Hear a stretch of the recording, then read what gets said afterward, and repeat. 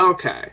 What's next? Kill Blue. Okay, this is, what was it, the second, I think, of 5 manga on this list that I have, or 5 anime on this list where I've dropped the manga at some point. This one, I wonder if I can see out in the hallway. Yeah, I've read 5 volumes of Kill Blue, so we'll see how. I highly doubt the anime gets up to that point, but uh, up until like the arc I dropped it at, I enjoyed it pretty well. It's a fun action school comedy thing. Let's see if that translates well into anime. Alright, that ended up leaving off right around the point where I dropped it, actually. Like, a little bit before, actually. Kind of like with, first season of Hell's Paradise, although that one I think I dropped... Yeah, that one I dropped it sort of like right around where the first season finished, sort of like this one. But, yeah, finished the first season of Kill Blue. Second season is on the way. And I'll probably check it out. I don't know if I'll finish the second season, but because, see, I don't quite remember what it is about. I think I was just kind of tired of the joke, because, like, the manga is, it's a very, the way it's paced, the way it's set up, like, visually and panel-wise and in terms of the speech bubbles and everything, it's not a quick read, so like just the way that it works in the manga form is it really kills the pacing of everything. And honestly, some of those pacing issues translate to the anime as well. There are definitely a lot of there's definitely a lot, not quite dead air, but very much like, oh, there's a lot of moments where my mind just starts to wander, if that makes any sense. Like, it's sort of just like, it's not, doesn't quite have its hooks in me, but yeah, I watched and I got invested enough in it to finish it, mostly because it's playing around with some really cool ideas, I guess. It takes some pretty basic anime ideas and reframes them in interesting ways. Like essentially the setup for this one is sort of like older assassin suddenly gets turned into his middle school self, and now he is assigned to protect, he is assigned to get in the good graces of this heiress whose company may or may not have the key to solving his de-aging, as it were. And weird assassin comedy stuff ensues from there, and it's pretty decent on all fronts. Like, the action is really solid. The comedy's hit and miss, but I do think it's still a little bit more hit than miss. And more than anything, I do think the characters are pretty decently fleshed out. Like, even when I was reading the manga, Norin in particular, the quote-unquote love interest for this, was always impressed me, because it's sort of like a,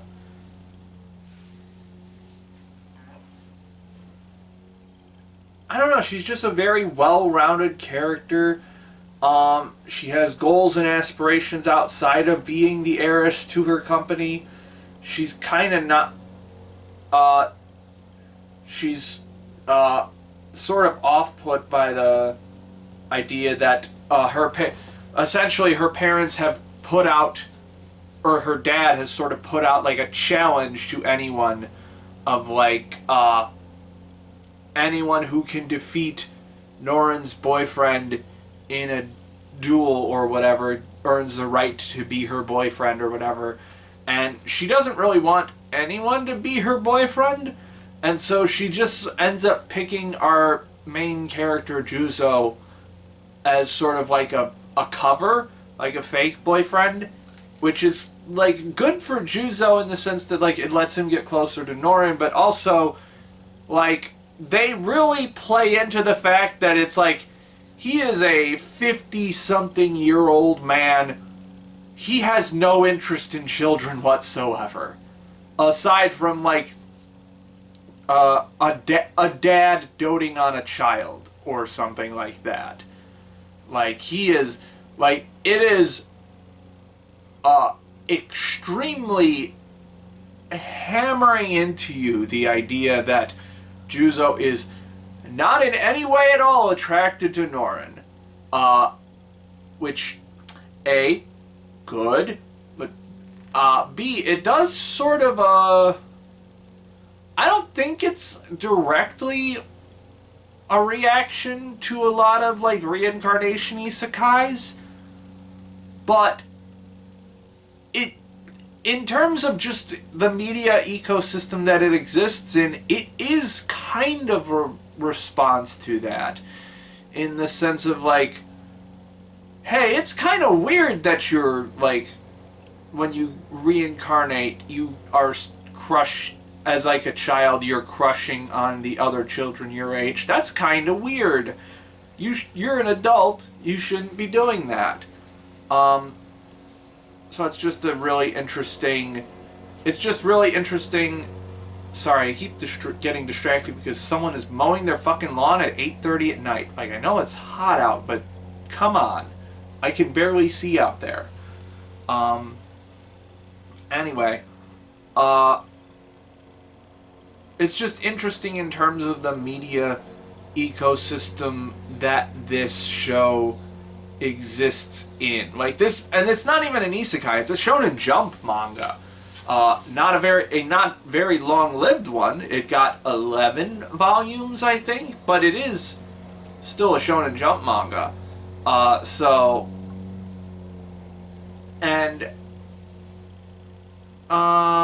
Lost my train of thought. Yeah, I like Juzo as a character as well. Aside from the not being a pedo thing, I also like his like realization of like, oh, I've been an assassin for like most of my life, so I never really got to do the whole school thing. And like him finding out that he really likes studying and learning was just a really good way to like flesh out this otherwise pretty tropey character. Like he is, like on the one hand he is like a kind of he is a very much a badass and like does sort of the Sakamoto Days thing of like everyday random objects are used very often in the action scenes for this, and the way he's able to utilize them just makes him look really fucking cool. But also he is like kind of a lame old dude too, like, and he sort of recognizes that fact of like he put his job first for the entirety of his life, and which ended up pushing his wife and daughter away. But also, like, he just really doesn't. He's the old man in a child body really comes through in this one, especially like as just with the massive age gap between him and the kids that he goes to school with. I think the dialogue is really good at conveying that notion. And just the rest of the cast is pretty solid, very fun. There's not a lot of people in the cast that I particularly dislike. Maybe the guy with the binky, maybe. But like, that's about it. Everyone's pretty decent. Like, there's always these little nuggets of characterization with each character, and it doesn't they don't always get a lot of focus, but there is enough there to always add some interesting stuff to the characterization for everybody. And it makes this cast just really likable and fun to be around, even when the jokes don't land or when the pacing just feels like it's getting stretched a little thin, which does happen quite a bit. I also think the animation might have something to do with that as well. Not the animation per se, but more so like the art, the general art direction and the cinematography as well, particularly the framing, like how characters are framed, the negative space that's used, how much negative, because there's a lot of shots with like too much negative space in them, and it just makes the frame look really awkward. There's some like ever so slight compositing issues, not in the sense of like 2D and CG objects not meshing, because I don't really think there are a lot of CG objects in this, despite this being an action series with like cars and guns and all that shit.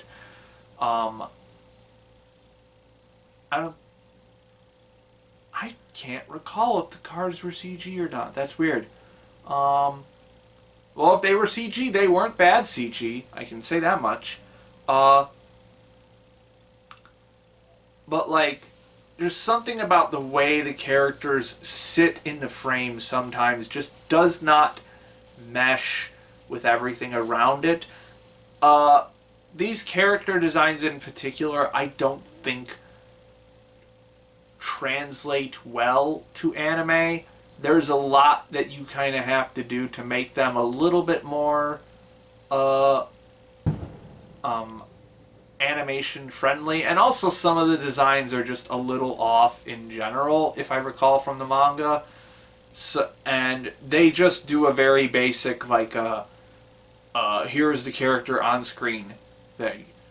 Not a lot of tweaking done to it, so that could have hurt it in the long run. But yeah, this was a fun show. If you're just, it's not gonna blow your mind or anything. There are much better action comedies out there, but I can't say I disliked this one, and I'm gonna tune in for season 2. It's just, it's got the basics down. It's got some strong characters to work with. It misses the mark, both narratively and visually, on occasion. But overall, this is just a solid showing for a manga that I didn't end up finishing, but who knows how far I'll get with the anime.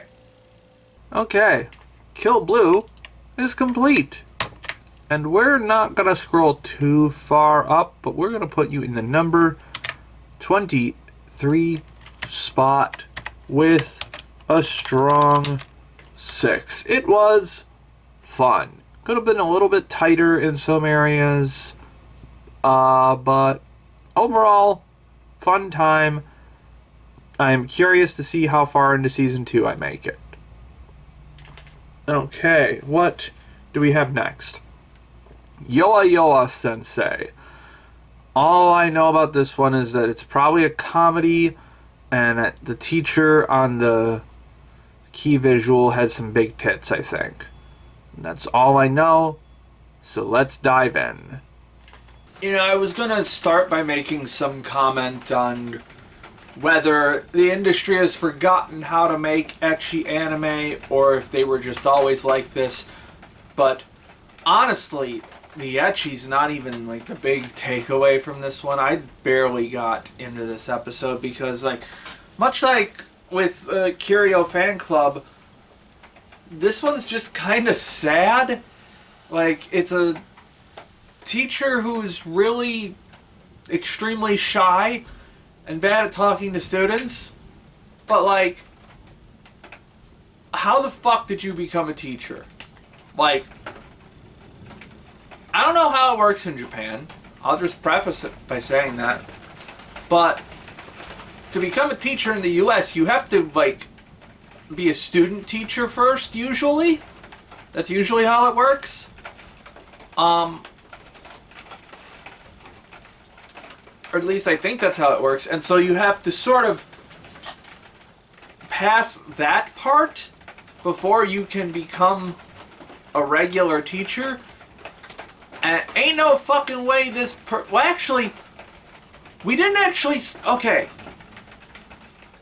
We didn't actually see her teach the class. We just saw her really morbid walk into the class. We didn't actually see her teach it.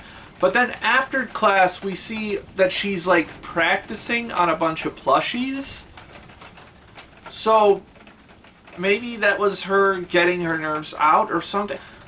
It's very confusing and also just kind of sad. And also not funny. And also very plain looking. I don't get who this is for. Okay, not a fan of that, really. Yowayowa Sensei, off the list. Next, Needy Girl Overdose. Okay, this is an adaptation of a video game that I've seen a lot of VTubers play. Well, actually, no. I know a lot of VTubers have played it. I've never seen them play it. But I have the basic gist of it, I think. It's going to be an interesting concept to flesh out into an anime. And I don't think... This one has not been getting great reviews. So it might have missed the mark. But I like streamers and stuff. So let's see what it does with this concept. Wow, I've never seen a YouTube video essay in the form of a TV anime series before. I got through almost 2 episodes of Needy Girl Overdose. And I got through the first episode and it was just bombarding me with its entire philosophy for 20 minutes straight. And I'm just sitting there going, wow, whoa, holy shit, okay, wow. And then I got to the end of the episode, I'm like, okay, that was a lot. A lot of things that aren't actually true about, like, streamer culture and, like, the entertainment world in general and how society interacts with it. And then my immediate thought was like, well, you just explained your whole point to me in the first episode. What's the rest of the show going to be like? And I got almost all the way through the second episode and I was like, oh, it's just going to be more of the same. Okay. Exhausting. It's like, this is definitely a production. It's definitely a show that has a point to it. Can't accuse it of not having a point. Perhaps it is making too much of a point? Like a lot of these... I wasn't joking about that intro. Like, there's so many lines in this where if I were writing a video essay about streamers, there would be lines from this show that I would write as part of the video essay. Because that's how this show is written. There is... I know writers who use subtext and they're all cowards. And then there is just literally explaining the point in exact words to the audience. This is several steps too far for my taste. To the point where not only is it stripping away screen time from that could be used for characterization, but also it just makes me confused about, like, who some of the characters are. Like, maybe it's just me being dumb, but I did not know that Ame and K-Angel were the same person. Maybe I just missed that. I did watch the first episode, like, a little while ago, so maybe I just forgot it by the time I got to the second episode. But, like, I was so fucking confused. And also, a lot of these characters kind of look similar. there are several characters with black hair in Lolita outfits, specifically goth Lolita outfits, so it gets a little confusing to look at. And so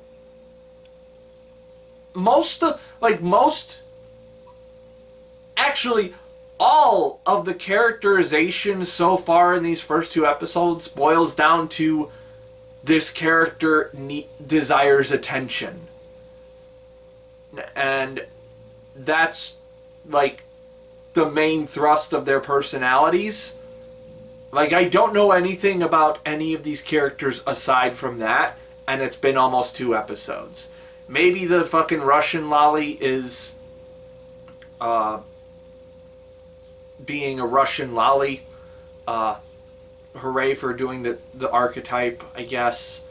But yeah, I got bored listening to this show spout cultural philosophy at me. And it is right about a lot of things. I'm not saying it's making a bad point. It is making very excellent points about the disposability of streamer culture, the extreme facade that streamers have to put on in order to attract a specific set of fans, the darkness that underlies all of it, the potential for psychological fragmentation that it causes. The only thing it's really missing is the part that capitalism plays in all of this, in keeping the entertainment industry constantly cycling through as much profit as it possibly can and turning those streamers into disposable pieces of content for the sake of profit. That's pretty much the only thing that it's missing. Maybe it'll talk about that at some point. It's making good points, but that's all it's doing. It's not creating interesting characters. It's not developing a core cast that I like seeing interact with each other. Also, needlessly combative between a lot of the streamers. Like, they're doing a live stream collab, and they are like needlessly catty with each other. Like, if that's the one thing where it's like not true to life. Maybe it's because I watch mostly VTubers and not IRL streamers, but most of the time when you're doing a collab, you tend to be pretty nice on camera to the other person, unless it's like a political streamer thing. Because you're fucking playing video games together, or just doing like live stream podcasting or some shit. There's a point to it other than to be catty towards each other, because most people don't really like watching people be catty towards each other for extended periods of time. Unless you're like watching like fucking reality TV shows or something, but this kind of content is the kind of content that people who hate reality TV shows watch. So like, what? I don't get it. And it's a shame because the show's not bad looking. I really like its use of mixed media. I really use its more excessively poignant cinematography and very like blunt, the way it's very blunt with a lot of its presentation. The color design's really solid, although it can be a little flat sometimes when it's just characters talking. But yeah, it's a pretty solid production. I can't remember if I mentioned this in the intro or not, or in like the previous set or not, but like apparently Mint Fantôme has like a passing role in this at some point. I don't know which character she plays, but I probably won't get to it, which is a shame. In any case, yeah, this was...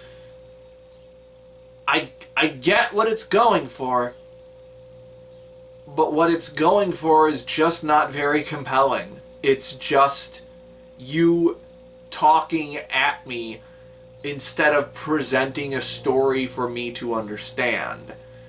And that's my job. That's not your job. That's my job. That is a lower form of art. Me explaining the point about something to other people is not as impressive as creating a story that has a point. So yeah, this was not really good. Well, that could have been something, but not really enough story in there. Needy Girl Overdose is off the list. Also, Rilakuma has been confirmed for at least another core, so we're taking that off the list as well.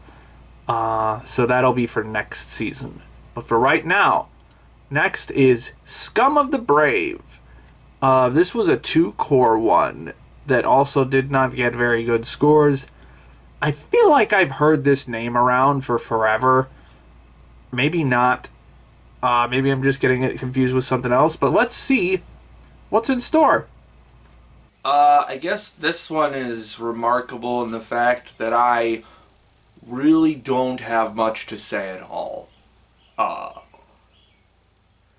got like 2/3 through the first episode of Scum of the Brave, and I honestly really don't have much to say other than it's a generic urban fantasy series. I have seen more of these than I could possibly count. Sometimes the flavor is supernatural, sometimes the flavor is sci-fi. In this case, it seems like just vaguely sci-fi, but mostly just superpower-y.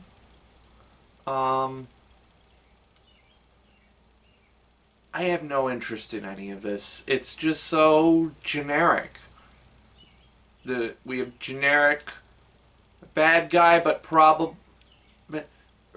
bad boy-ish protagonist. Generic, straight-laced main girl. Although I will say she seems a little bit less antagonistic than her archetype usually is towards the main guy for being so much of a bad boy.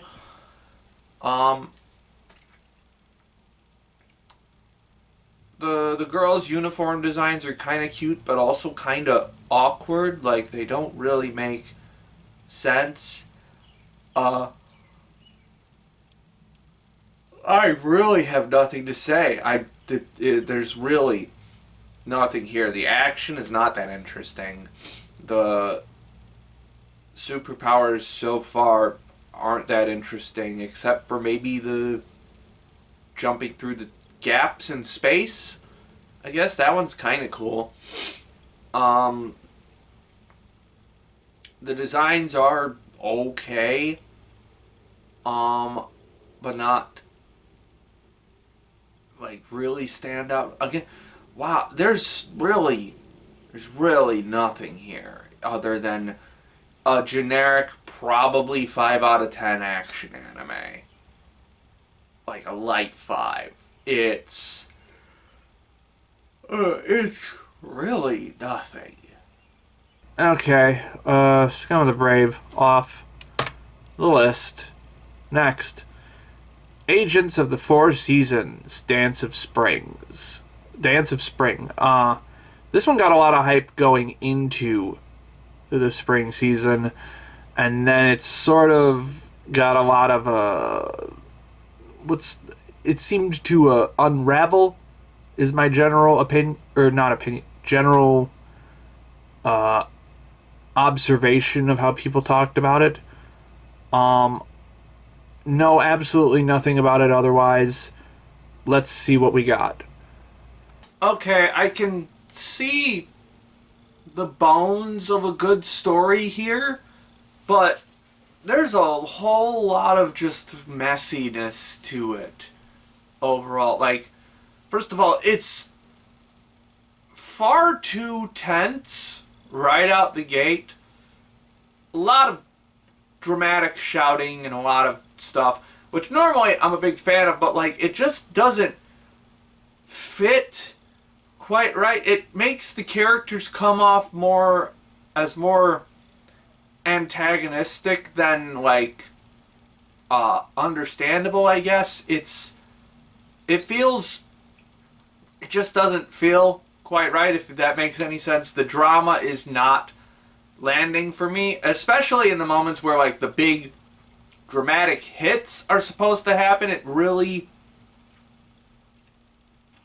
doesn't have the same effect as apparently this author's other work. I think if I read this correctly, this is the same author as Violet Evergarden, like the light novels or the novels, whatever. And boy, it's really showing the gap in between a KyoAni production and a anything else production. Not even, and I'm not talking about like the visuals, because like this actually looks really good.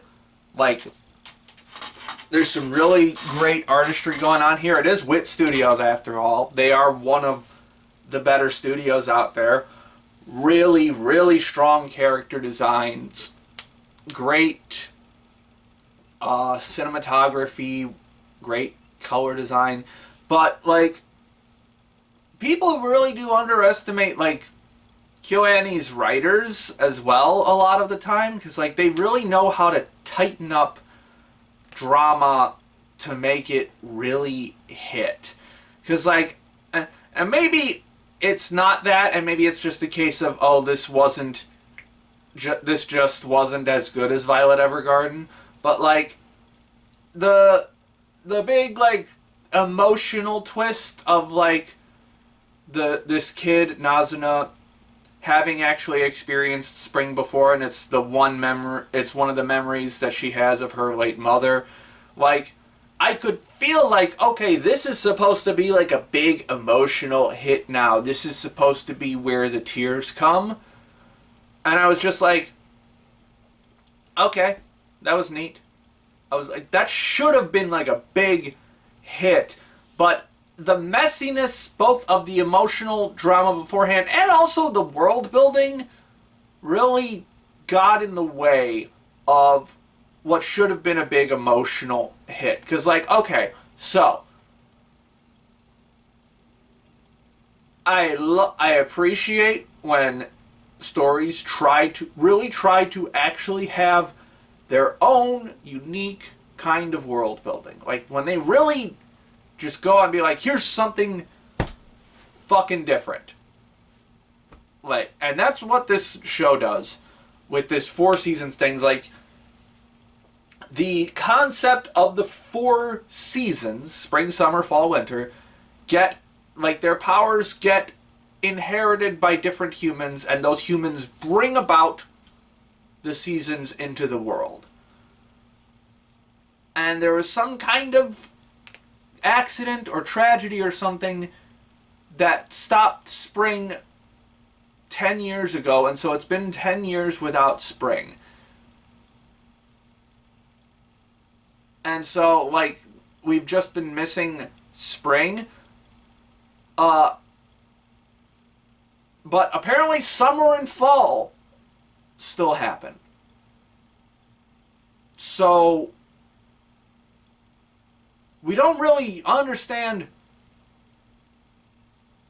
what we're missing. And it's also very confusing, like, when these seasons happen. Like, do they happen regularly? Do they just happen whenever? I don't know. Because, like, this little kid is upset at Hinagiku, the spring... I'm going to call her the Spring Maiden because I'm a Ruby person. So, I actually did not make that connection until I started talking right now. It's been a hot minute since I've watched Ruby. But, so, Hinagiku, the inheritor of the Spring's powers, she's been missing for a hot minute, and Nazuna is upset with her for Spring not being here because her dad works in tourism, and so spring's been bad for not having tourism. I assume it's because of cherry blossom season, but also summer and fall still exist. You can figure out how to make that work. Because we see flashbacks to Nazuna experiencing summer and fall. So it's not like they were missing forever. But I initially thought that they were. I initially thought that this town was just in winter for 10 years. Because the world building is just not very well explained. You get the bones of it. You get the concept of it. But the details are kind of not super elaborated upon, and when you are making a brand new world, the details are kind of important. Otherwise, people get confused. Maybe I'm just stupid. Could be.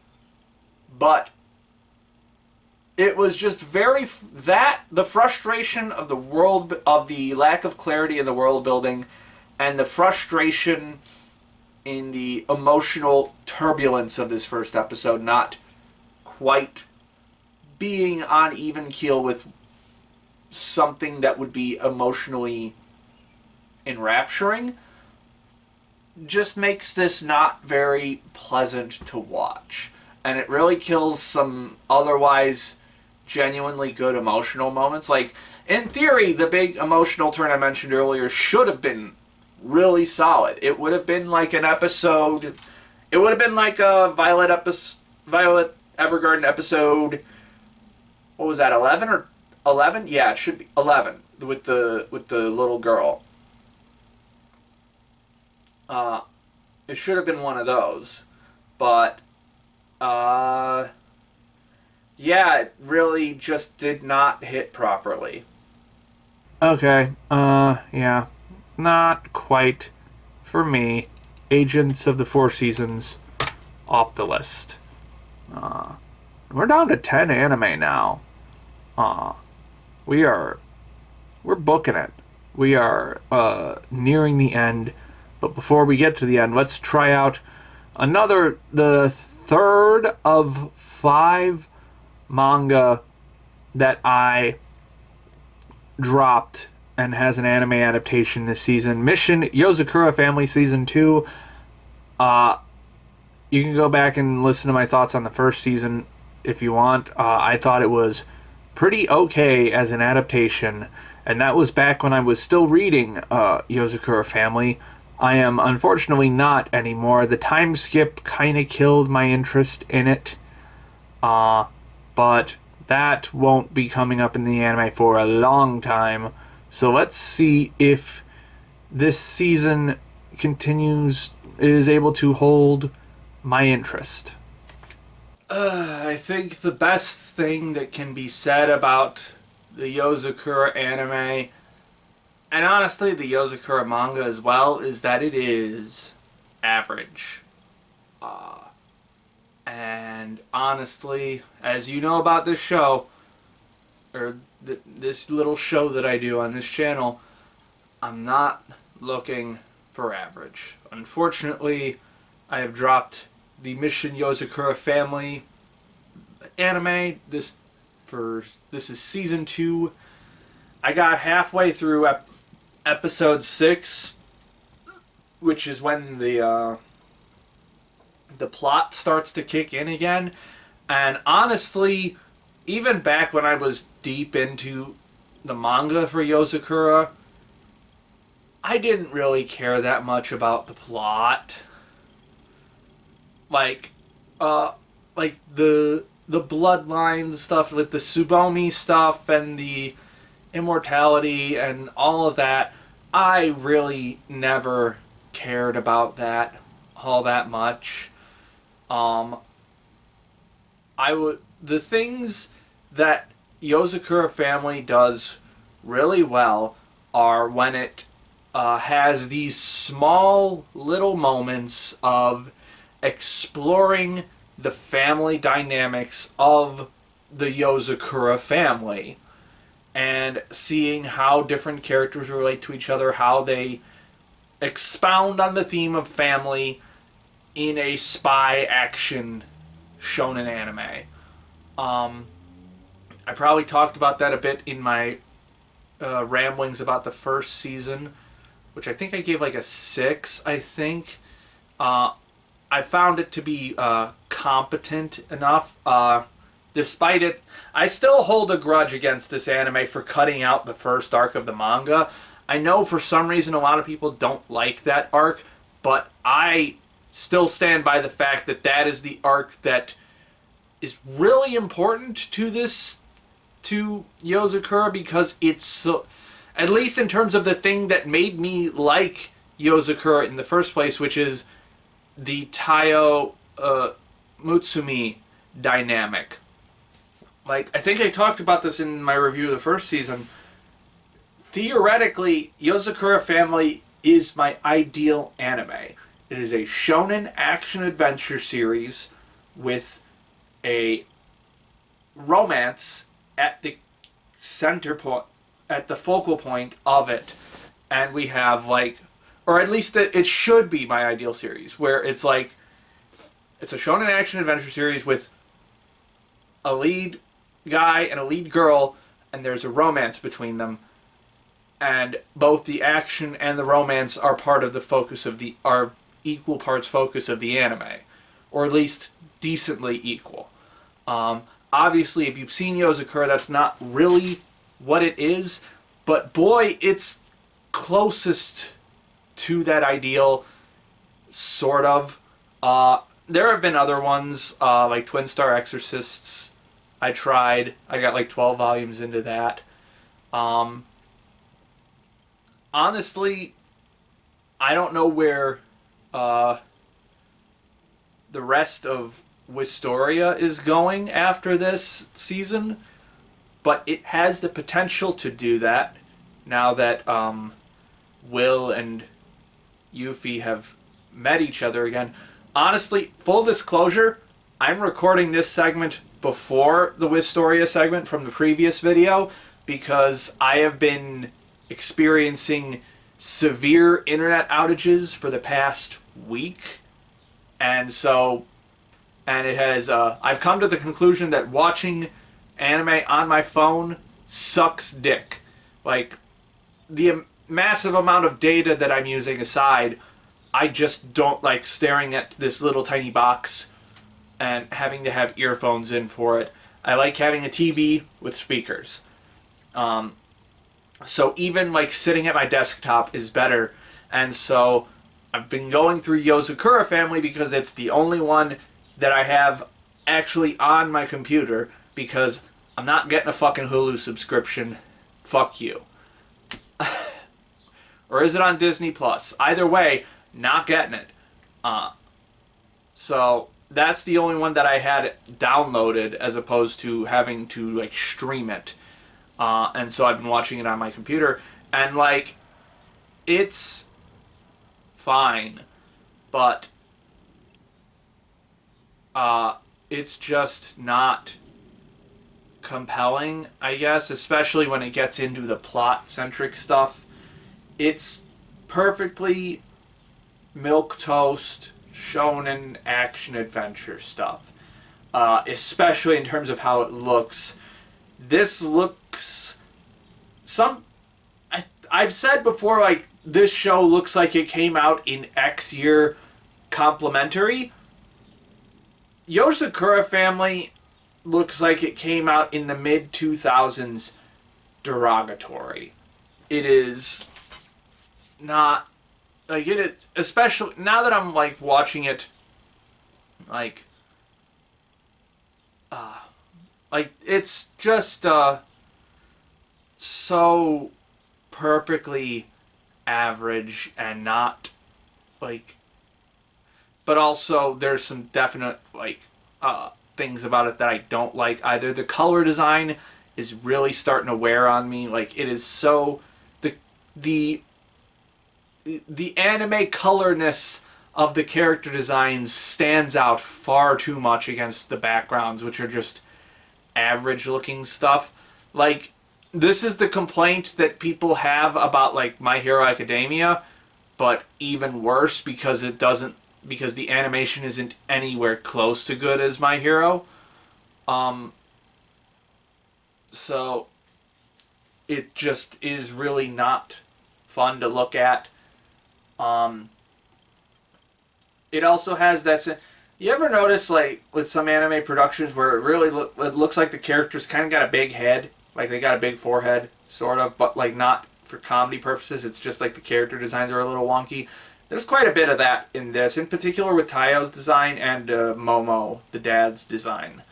It's not great.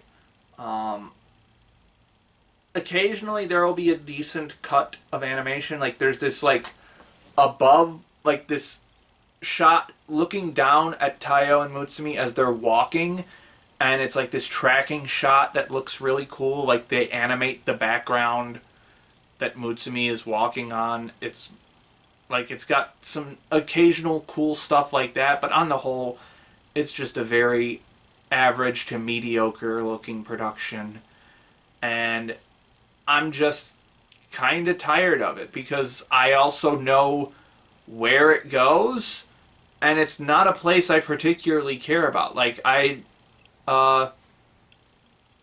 dropped the manga for Yozakura Family like 1 or 2 volumes after the time skip, and I didn't really like the stuff that led into the time skip, and honestly I really hate the content that was skipped over in favor of this time skip. If you haven't read the manga, I'm not going to spoil what happens in it, but like the things that would have happened in that time skip are things that I would really want to see in an anime. So, like, even if we get to that point, like, I know we've already gotten like a season 2 part 2 announcement for this that I think is coming in the fall probably, but obviously I'm not getting there because it's like this show is never going to give me what I want, and it's never going to be at the production value that I want it to be at. Silver Link is doing their best, but their best is just not enough in this case. I'm just kind of tired of it. Alright. Well, unfortunately, Yozakura Family Season 2 is coming off the list. That's a damn shame. Oh well. Next up, even a replica can fall in love. I feel like I can get a pretty good read on what this might mean from the title. Obviously, it's going to be a romance of some sorts. Replica, it's either going to be a robot or something supernatural. Let's see which one. Okay, I can see the bones of a good story here. Again. But, like, the idea of a replica, someone you just magically call up to to go to school and you don't want to, or do a thing that you're too embarrassed or too shy to do or whatever, and how that replica slowly begins to differ from you. I could see the bones of a good story here, but boy, there's really not a lot being put into the general art direction for this. It is very plain, very basic looking. Character designs are super generic. The color palette is just kind of there. It's like the color of the wall behind me. It's probably not coming up on the camera well, but this very like off-white. That's what this anime reminds me of. This anime feels like the color off-white. It is just sort of like background noise. Surprisingly, like the entirety of its art direction feels like background noise, except for one element that really annoys me. They have this weird oval filter, like reverse, so like the corners of the screen in like the shape of an outline of an oval have like this blur effect on them, this sort of white blur overlay sort of thing. I don't know why, and it's there the whole time. It's not like for flashbacks or anything. It's there the whole time, and it's just really distracting and not good looking. So, even if there was a good story here, it's not presented well visually, and it's not paced particularly well either. Like, the combination of the visuals and the editing and the just general lack of any oomph to how it is presented at all really just makes it kind of boring. I could see this being done well in the hands of a really solid director, but ain't this one. Okay, Replica is off the list. Not really digging that one. Let's see if I dig this one. Botan Kamiina fully blossoms when drunk. This is a Yuri slice of life series that was a little bit divisive from what I've seen of it. A lot of people really loved it, and a lot of people did not like it. I've seen some animation cuts, and it looks pretty goddamn gorgeous. Seems like it's in the Yamano Susume school of animation, or at least style, or general aesthetic, I guess. But I like Yuri, and I like drinking. So let's see what happens when we combine the two. Oh yeah, that one is a winner. Just finished up. Botan Kamiina fully blossoms with when drunk. Might be my favorite Yuri series now. Depending on where you classify Sound Euphonium. I don't think it's better than was in the Bluebird, but boy, this was really damn good. Just all around a lot of great stuff, incredibly strong artistic vision. I think I made a Yamano Susume comparison or reference earlier, and apparently, at least according to AniList, the author of the manga for this actually did some key animation for Yamano Susume, or in between animation maybe, or something. But in any case, you can definitely see a lot of the influence of that in this. I don't know who else, if anyone else from that team worked on this, but I wouldn't be shocked if they did. I mean, Ibuki, one of the main characters in this, looks a lot like the main girl from Yamano Susume, whose name I forget, if she were a college student. So there's definitely that there. And also, I made a whole video about Yamano Susume where I talked about how fucking goddamn good the background art is, and how it was like really the only anime where I could really say like the background art consistently truly impressed me and made me go like, wow, that's some fucking phenomenal. Well, I mean, aside from anything not made by Shinichiro Kobayashi, I should say naturalist backgrounds that go for like making nature look beautiful. I've never really had a lot of them that made me go like, wow, that is really pretty. Yamano Susume is one of them, and now I can say Botan Kamiina is one of them. There are some absolutely fucking gorgeous backgrounds in this that just completely jump off the screen and immerse you in these beautiful naturescapes. The trees, the flowers, the clouds, and the sunsets and sunrises and the mountains. It's all incredibly fucking beautiful. And this show is just incredibly beautiful to look at. Like, even aside from that, the character designs are really solid. They're very flexible, so you can do a whole lot with them.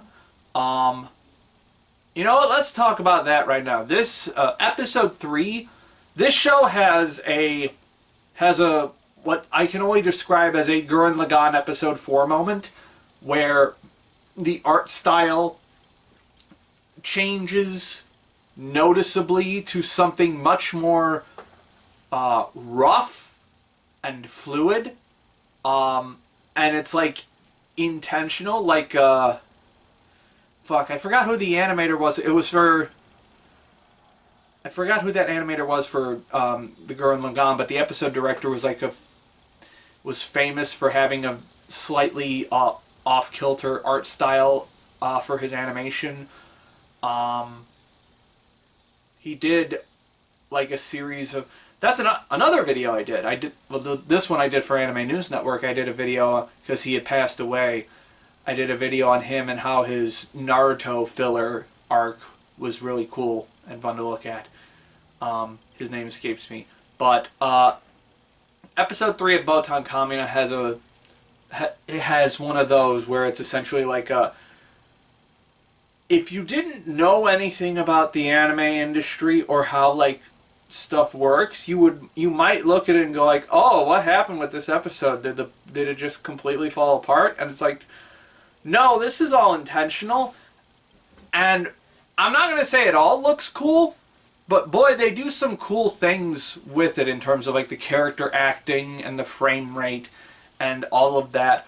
I, in my humble opinion, think that more anime should have a Gurren Lagann episode 4 moment where the art style just goes off and just does something completely different. I think that would be very healthy for the anime industry, actually. But even when this show is just being normal with its art style, it still looks really beautiful. I love all the character designs.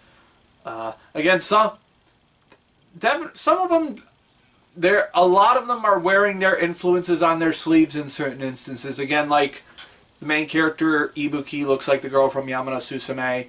There's one girl in this, Akane, who looks like, I think her name's Natsume from Sound Euphonium.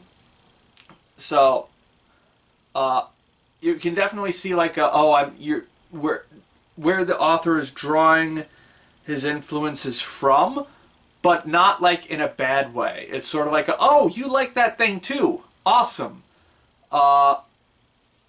And on top of that, there's just some incredibly, just the color design for this is fucking phenomenal. There's a lot of more abstract moments in terms of like color and lighting and even just like the general shapes of and animation being used. This is by far the most impressive production from this season. I think there's really only one other show on here that might be able to compete with that, and that's going to be the end cap for the next video, but we'll get to that later. But so far, this is by far the best looking show of the season just because of how much it does and how many interesting things that it does with how it looks. Even just like there's a lot of great layouts, there's a lot of just the cinematography is so fucking good. Occasionally the editing can feel a little wonky, but also I think there are some moments like that where it's doing it intentionally to make the scene feel awkward, because there's a lot of like, especially in the back half of the series, there's a lot of tension, like dramatic tension or romantic tension, like 6 of one, half a dozen of the other. Because again, this is a Yuri series, And it's a very like low key, soft spoken Yuri series, but still has but in a way that also has just this sort of like a quiet roar inside of it. Like there are some. It's not just like Yuri fluff. There is a lot of dramatic tension once their feelings for each other become obvious. Sounds like there's some people still blowing off fireworks, even though it's July. What day is it? 7th now. But yeah, whatever. Like especially with because like Ibuki and Botan are like the main couple in this, but eventually like you see that there are other pairings in it as well, and also a little bit of romantic rivalry going on in the early episodes. But there's a lot in terms of Ibuki and Botan. Like we have this nice little flirting stage where it all starts with so Ibuki had a bad experience with drinking at parties or drinking in public in the past, and where she immediately starts hiccuping when she starts drinking, and someone just straight up told her she was being obnoxious, and so now she doesn't drink around other people. And so one day Botan just happens to catch her drinking by herself, and she's just like, well, and she sees the hiccups and is like, whatever. And then it's revealed like Botan burps a little bit when she drinks, so it's sort of like a similar I guess bodily responses, I guess. But the key there is like it's the instance of like Botan just happened to see Ibuki drinking, and B, Botan's immediate response is to just be like, okay, whatever. And then later on, she reaffirms that, be like, there was, at no point did I ever think you were being annoying or obnoxious with your drinking.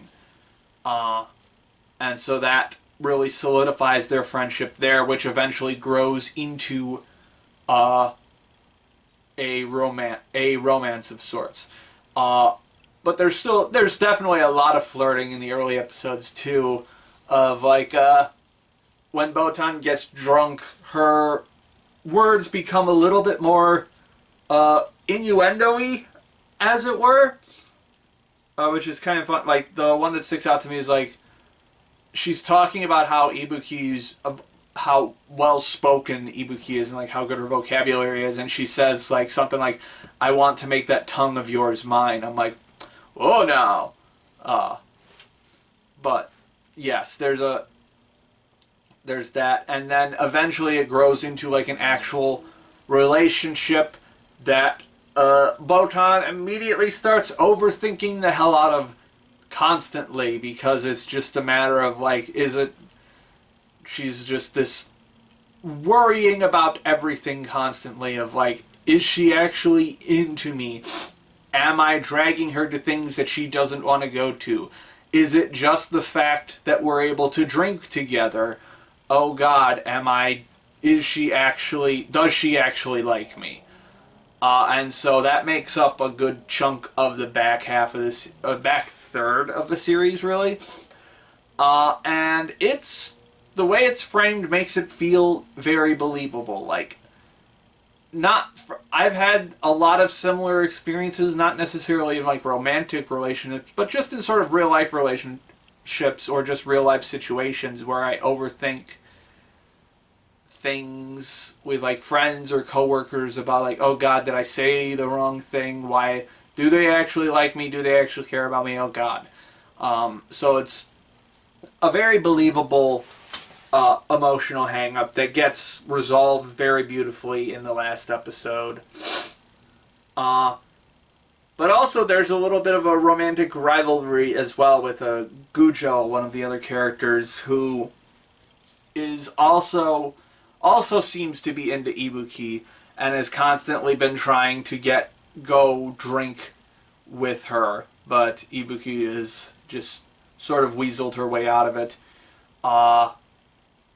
And so it just sort of turns into this thing of like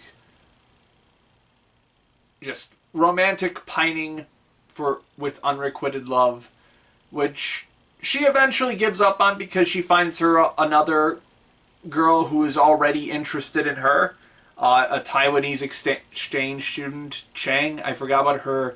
Was it Chinlan Chang? I'm not going to be able to pronounce that properly. But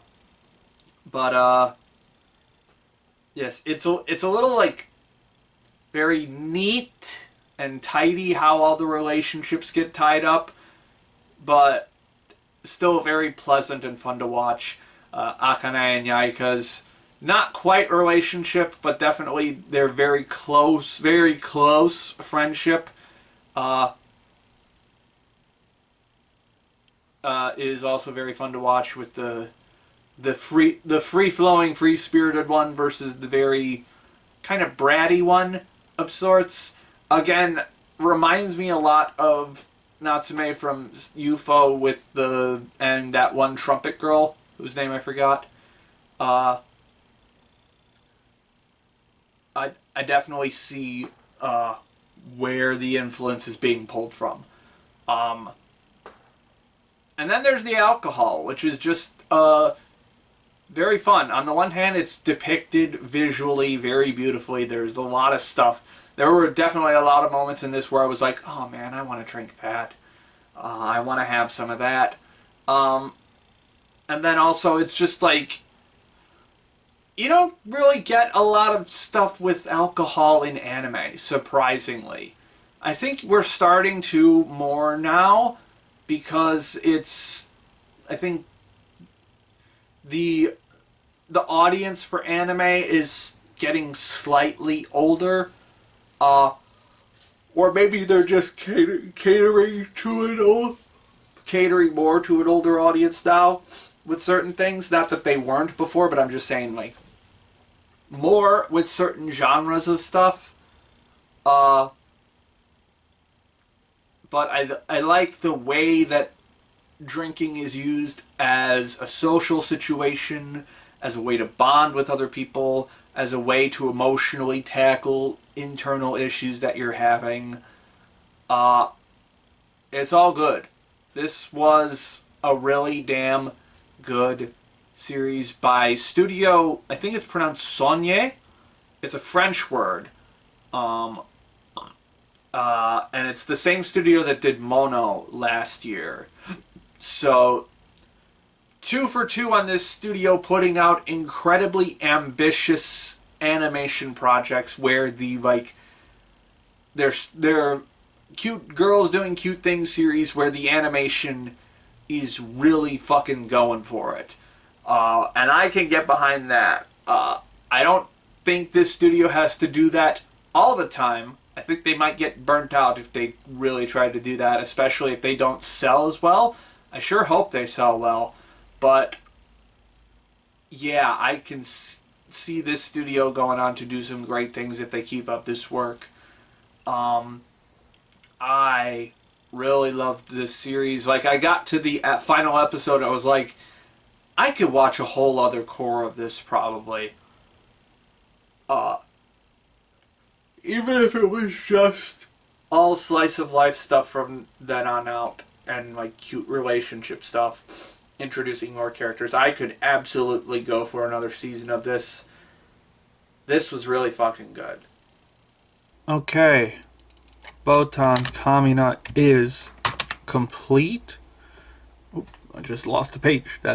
We're getting down to the end of it now, and we're going to put you in the number 2 spot, right under Journal with Witch, with a light 9. Definitely my favorite of the spring season so far. Still, at least 1 or 2 things maybe that it could top. Well, 1 thing maybe that could top it, but who knows? We'll see how it goes later. But yeah, definitely watch this if you haven't. This one definitely flew under the radar a bit in terms of other seasonals, but damn, was that good.